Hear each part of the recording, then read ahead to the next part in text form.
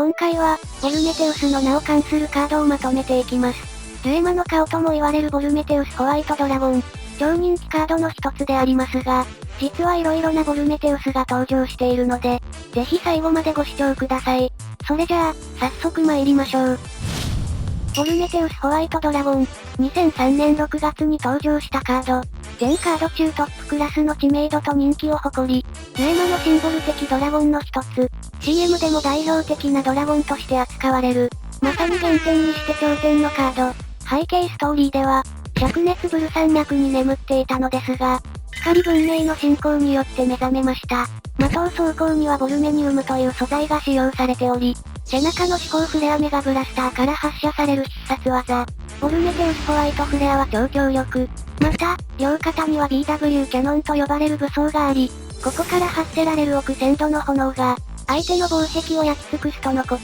シールド焼却能力はここから来ていそうですね。カードの効果としては、7マナ7000のダブルブレイカー。ジュエマ史上初のシールド焼却持ちクリーチャー。この能力は置換効果なので、置換効果は連鎖しないという最低から、白の身代わり能力を無力化しつつ焼却することができますね。登場時はコントロールデッキのフィニッシャーとして活躍しており、ボルバルマスターズ時代でも、こいつの生存が勝敗に直結すると言われるほど、ボルバルを差し置いて貴重なフィニッシャーとして重宝されていました。そして環境から一線を退いた今でも、シールド焼却や置換効果について説明するときに、よく引き合いに出されるほど、代名詞的なカードです。ちなみに現在でも人気はトップクラスのため、超貴重なボルフォアは300万円を超える価値がつけられたこともあります。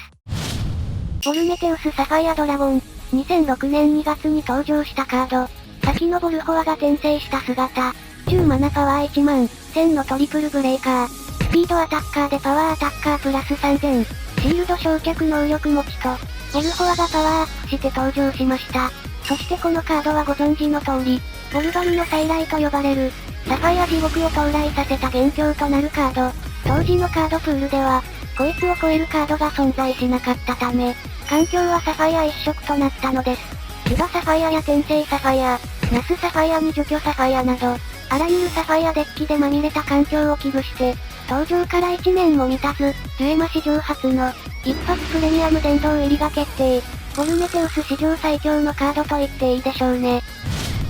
ボルメテウスレッドドラグーン。2006年11月に登場したカード。ボルフォアがティラノドレイクになったようなカードで、フレーバーテキストから察するに、スペクタクルのバーで旧種族の時代から、新種族の時代となり、ドラゴンが消えた時代の時でさえ、ボルメテウスの名が失われることはなく、このドラグーンがボルメテの名を受け継ぎ、繋いでいったのだと思われます。8マナ9000のダブルブレイカー、シールド焼却持ち、パワーが上がったことで破壊されにくくなりはしますが、8マナというコストが、当時はインフェルノサインの対象外になったり、後に登場した希望と勝利の伝説という、ボルフォア専用のサポートカードの登場により、このカードが使用されることはほぼありませんでした。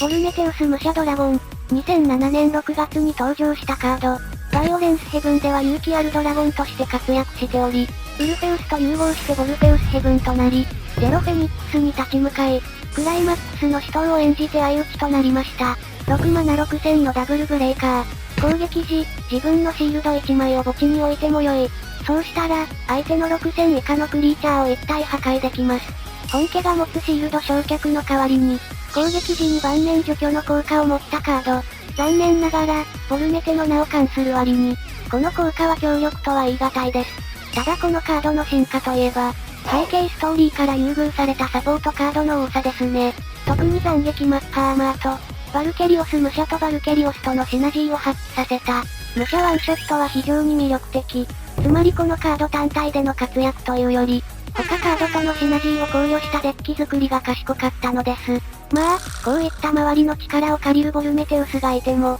全く問題ないと思いますね。ちなみにデュエプレから逆輸入された、ボルメテウス武者ドラゴンプレイスというカードもあります。ボルメテウス剣聖ドラゴン。2008年11月に登場したカード。先の武者ドラゴンの侍版といったようなカードですが、このカードは構築済みデッキの切り札として登場したカードのため、背景ストーリーに絡んでくるような要素はありませんね。8マナ8000のダブルブレイカー。グラビティゼロが侍5枚以上かつ場にこのカードがいない場合、ただで召喚可能。攻撃時、相手の6000以下を破壊しても良い。場にある間、このカードは名前にボルメテウス武者ドラゴンを追加します。グラビティゼロや攻撃時に自シールドを破壊しなくていい点が、武者ドラゴンより使いやすくなっています。また、場にいる間は武者ドラゴンの名を持つため、豊富な武者ドラゴンサポートを受けれるのもポイントですね。ちなみにボルメテウスの名を持つカードの中で、お互い含むシールドを墓地に置かない初のカードでもあります。恐竜ボルメテウスクリムゾン。コロコロの付録として登場したカード。8マナ9000のダブルブレイカー。デッキ進化であり、自分のファイヤーバードがシールドをブレイクするとき、そのシールドにシールドトリガーがついていれば、代わりに墓地へ置く効果を持ちます。自身の鳥さんたちに疑似的な焼却効果を与えるカードで、後に登場したキャプテンドラッケンとミスターアメッチ隊長が登場したことで、このカードの評価は一転しました。もちろんファンデッキ止まりなのですが、当時ファイヤーバードを主としたデッキには、採用したい1枚となりましたね。時空の侍ボルメテウス若武者ドラゴン。コロコロ2010年7月号の付録として登場。覚醒すると、戦国の覚醒者メビウス武者ドラゴンになります。武者ドラゴンが超次元の光に当たり、すべての枷から解放されて覚醒した姿。7マナ5000で攻撃時に相手の3000以下を一体破壊。覚醒条件は、時ターン開始時に相手のシールドが2枚以下となります。覚醒後は、攻撃時に9000以下を一体破壊する。パワー9000のダブルブレイカーと、非常に強力なのですが、覚醒条件が相手のシールドが2枚以下であるため、ややオーバーキル気味なカード。しかし覚醒前でも攻撃時に3000以下を破壊できる点は、結構強力な効果でした。ちなみにボルメテウスの名を持ちながら、シールドを破壊しない2枚目のカードとなります。ブルーネームボルメテウスゼロドラゴン。2013年2月に登場したカード。アイノーンという黒幕的な種族が、ゼロ文明の力でボルメテウスを蘇らせた姿。無色のボルメテウスとなります。8マナ8000のダブルブレイカー。ブレイクしたシールドを、そのままデッキ下へ送る効果を持ちます。シールドの焼却先が、墓地からデッキ下になっているため、墓地を利用するデッキにとっては痛い。また、ブレイクしたカードの中身を確認しないため、シールドが表向きにでもなっていない限り、誰もその中身を確認することはできません。あとは無色なのでどのデッキにも入れることが可能ですね。無色となりアンノーンと化したボルメテウスのこのイラスト、とてもかっこよく神々しささえ感じますが、このイラストは本家ボルメテウスを手掛けた、シシザル氏が担当したものだからですね。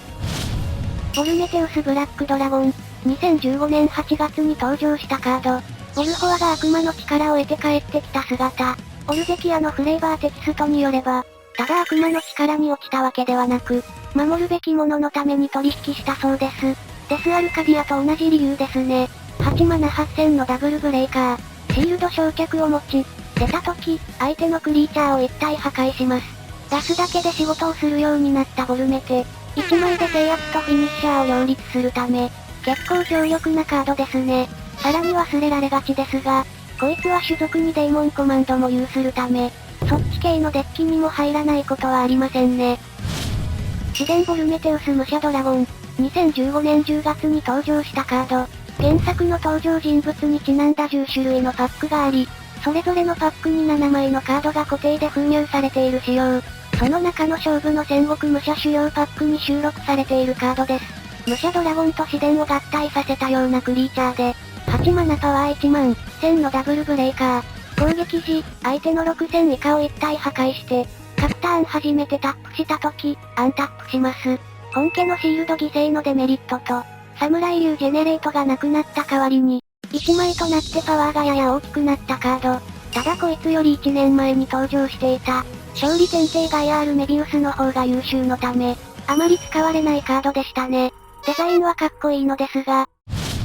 ボルメテウス総援ドラゴン。2016年10月に登場したカード。14周年記念パックに収録されていたため、これといって特別な背景ストーリーはありません。フレーバーテキストによれば、新たなボルメテウスが青き炎をまとって出現。ホワイトとサファイアの両流の力を秘めているそうです。8マナ9000のダブルブレイカー。スピードアタッカーでブロックされない。シールド焼却能力持ち。これまでのボルホアが抱えていた。開始のターンに除去されたら終わり。ブロックされたら無力、という欠点を見事に克服している1枚。さらにサイバーコマンドという優秀な水文明の種族も有しているため、かなりいいカードなのです。ちなみに無条件でスピードアタッカーとブロックされないを併せ持つ、初めてのクリーチャーでもありますね。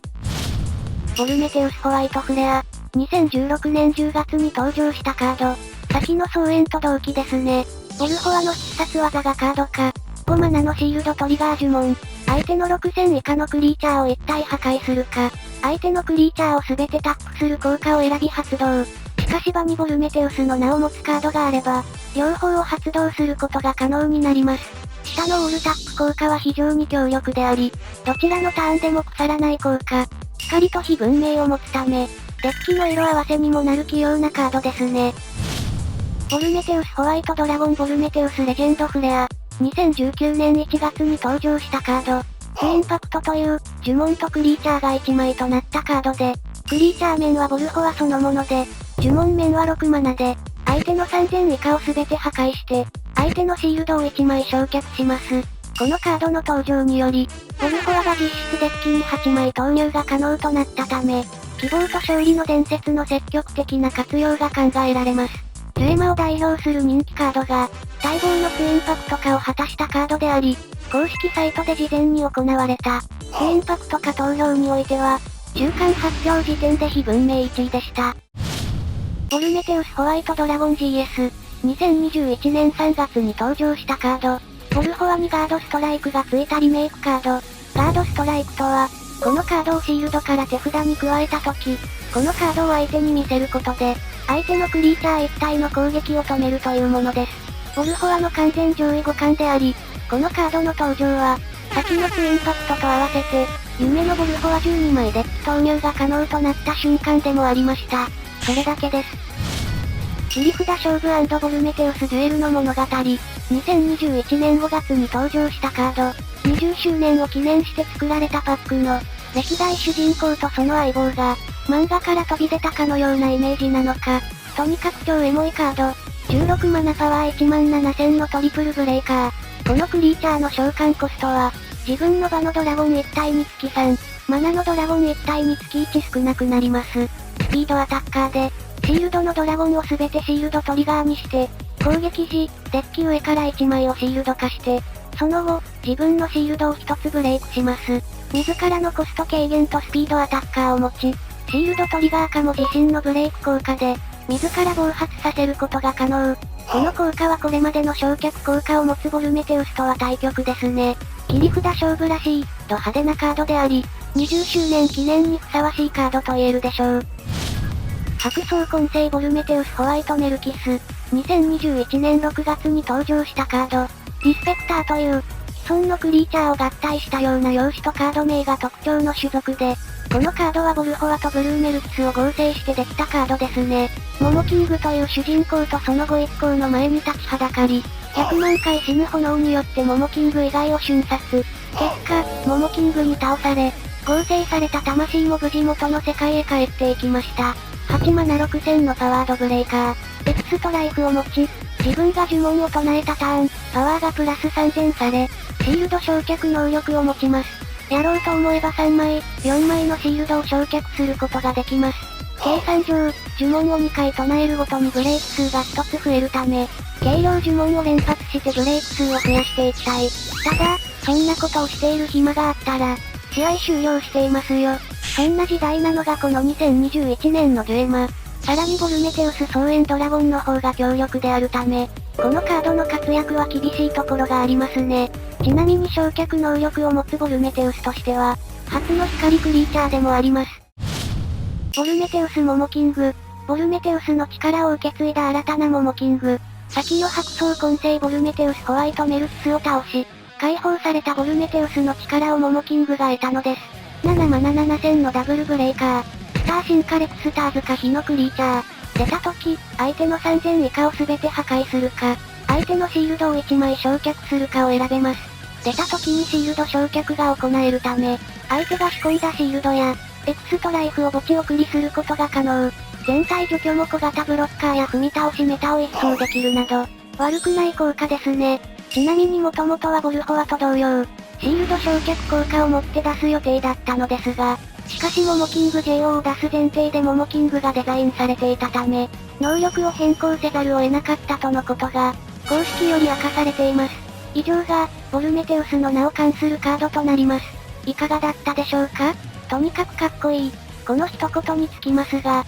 皆さんは何が好きでしょうか？僕はやはりボルメテウス双円ドラゴンですね。ここまでご視聴いただきありがとうございました。よかったらチャンネル登録や高評価で応援よろしくお願いします。